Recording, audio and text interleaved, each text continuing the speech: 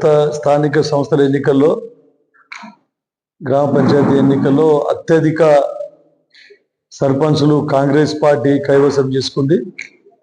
అత్యధిక కాంగ్రెస్ పార్టీ సర్పంచ్లను గెలిపించినందుకు నారాయణఖేడ్ నియోజకవర్గ ప్రజలందరికీ నేను ధన్యవాదాలు తెలుపుకుంటున్నా. నా కృతజ్ఞతలు.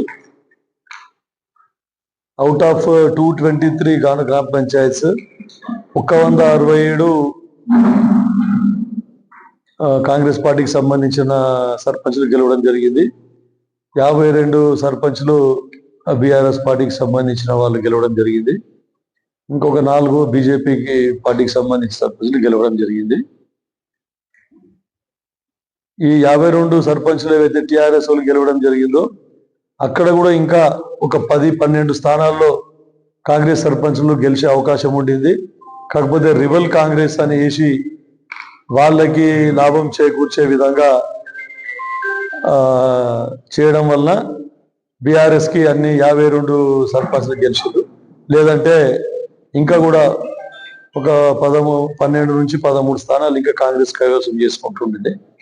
దీన్ని బట్టి చూస్తే ఏమైతుందంటే మా కాంగ్రెస్ పరిపాలన, ప్రజాపాలన, మా ముఖ్యమంత్రి రేవంత్ రెడ్డి గారి మీద ప్రజలకు నమ్మకం ఉంది. తర్వాత ఈ సంక్షేమ పథకాలు, అభివృద్ధి కార్యక్రమాలు ఏవైతే కాంగ్రెస్ పార్టీ తరఫున చేస్తా ఉన్నారో అవన్నీ కూడా ప్రజలకు, ప్రతి ఒక్కరికి, బీదోలకు అందుతా ఉన్నాయి ఈ సంక్షేమ ఫలితాలు. కాబట్టి ఈరోజు ఇంత పెద్ద ఎత్తున సర్పంచ్లు గెలవడం జరిగింది. కాబట్టి ఈ కార్యక్రమాలు, అభివృద్ధి కార్యక్రమాలన్నీ కూడా ఇంకా ముందు కూడా ప్రజల్లోకి తీసుకుపోయి ఇంకా ఎక్కువ అభివృద్ధి కార్యక్రమాలు చేపట్టడం జరుగుతుందని చెప్పేసి ప్రభుత్వ పరంగా విన్నవించుకుంటా ఉన్నా.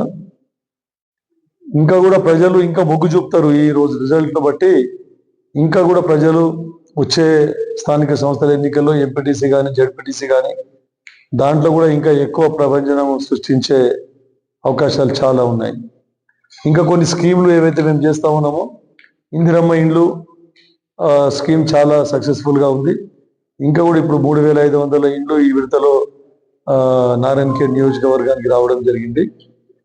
ఇంకా కూడా ముందు మళ్ళీ ఇంకా 3500 ఇండ్లు కూడా 2వ విడతల ప్రతి నియోజకవర్గానికి వచ్చే అవకాశం ఉంది.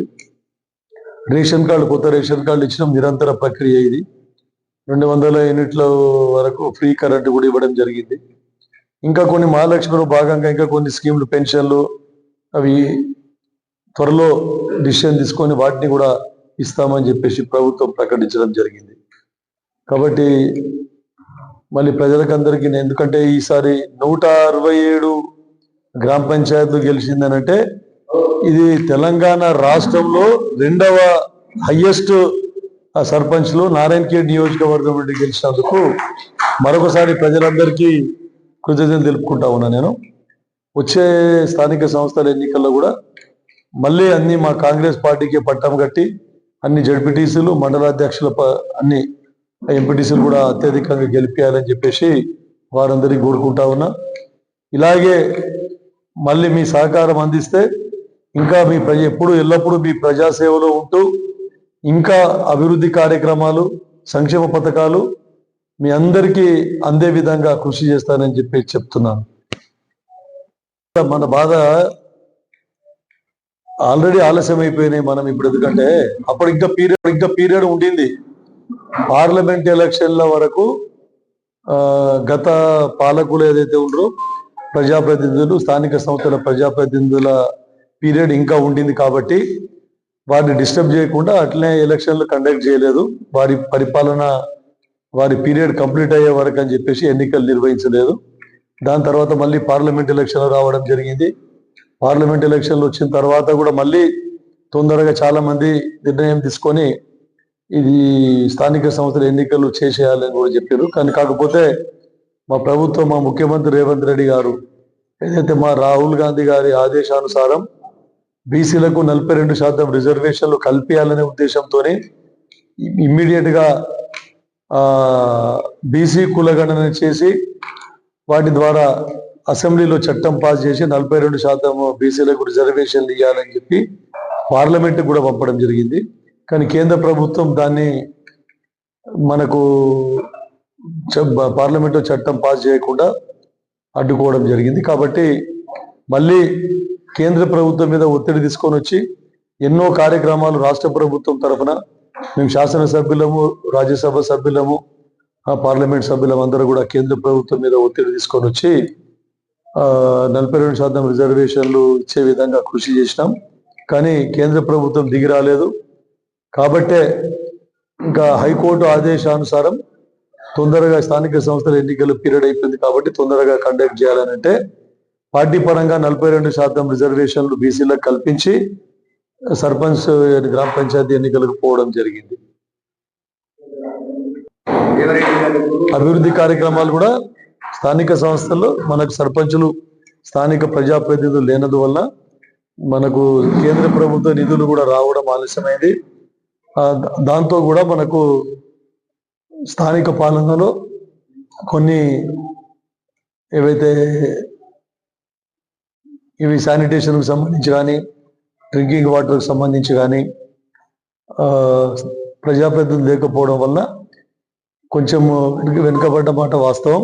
అయినా కూడా మా ఎమ్మెల్యేలు చాలా మటుకు అక్కడ నిధులు లేనప్పటికీ మా కాంగ్రెస్ పార్టీకి సంబంధించినటువంటి గతంలో పనిచేసిన ప్రజాప్రతినిధులందరూ వారి సొంత డబ్బులతోని శానిటేషన్ కానీ, ఎలక్ట్రిఫికేషన్ కానీ, తర్వాత డ్రింకింగ్ వాటర్ కానీ అన్ని విధాల స్థానిక అవసరాలు కూడా తీర్చడం జరిగింది. అది కూడా ఒక కారణం. ఈరోజు ఇన్ని గ్రామ పంచాయతీల్లో అత్యధిక గ్రామ సర్పంచులు గెలవడానికి మా కార్యకర్తలు, గతంలో కాంగ్రెస్ పార్టీకి సంబంధించిన ప్రజాప్రతినిధులు వారి సొంత నిధులతోని, సొంత డబ్బులతోని అక్కడ ప్రజా అవసరాలు తీర్చినందుకు కూడా అత్యధిక సంఖ్యలో సర్పంచులు గెలవడం జరిగింది. పాలసీ ఫస్ట్ ఆఫ్ ఆల్ ఒక పెద్ద గ్రామ పంచాయతీల కంటే నిజంగా ట్రాక్టర్లు అవసరం ఉండేది. కానీ ఈ చిన్న గ్రామ పంచాయతీలకు, ఎందుకంటే రాష్ట్ర ప్రభుత్వం అప్పుడు కేసీఆర్ గారి ప్రభుత్వం తాండాలను కూడా కొత్త గ్రామ పంచాయతీలుగా ఏర్పాటు చేయడం జరిగింది. కానీ రెవెన్యూ విలేజ్లుగా మాత్రం చేయలేదు. దాంతో సరైన బడ్జెట్ కూడా లేకుండా ఎన్నో అవస్థల పాలైంది. కాబట్టి ట్రాక్టర్ డ్రైవర్ల జీతాలు ఇవ్వలేని పరిస్థితి, ఈఎంఐ కట్టలేని పరిస్థితి, ఎంతో మందికి నోటీసులు రావడం జరిగింది. కానీ ఏమి చేయలేని పరిస్థితి. కాబట్టి దీని మీద పాలసీ డిసిషన్ రాష్ట్ర ప్రభుత్వం పాలసీ డిసిషన్ తీసుకొని ఖచ్చితంగా దాని గురించి ఆలోచిస్తుంది, పాలసీ తీసుకుంటుంది. విధానం నారాయణఖేడ్ ప్రజలందరికీ బాగా తెలుసు. ఇప్పుడు కూడా నేను ప్రతిపక్ష పార్టీలో గెలిచినటువంటి సర్పంచ్లను కూడా అభివృద్ధికై నేను వారిని కూడా ఆహ్వానిస్తా ఉన్నా. అభివృద్ధిలో భాగం పంచుకోవాలి. మా ప్రభుత్వం ద్వారా వచ్చే అభివృద్ధి కార్యక్రమాల్లో ఇతర పార్టీల సర్పంచ్లు కూడా పాలు పంచుకోవాలి. వారికి ఎల్లవేళలా నా సహకారం ఉంటుందని చెప్పేసి వారికి తెలియజేస్తా ఉన్నాను. ఎవరైతే కలిసి వచ్చి పనిచేస్తారో ఖచ్చితంగా వారికి అన్ని అభివృద్ధిలో మేము సహాయ సహకారాలు అందిస్తామని చెప్పి చెప్తాం.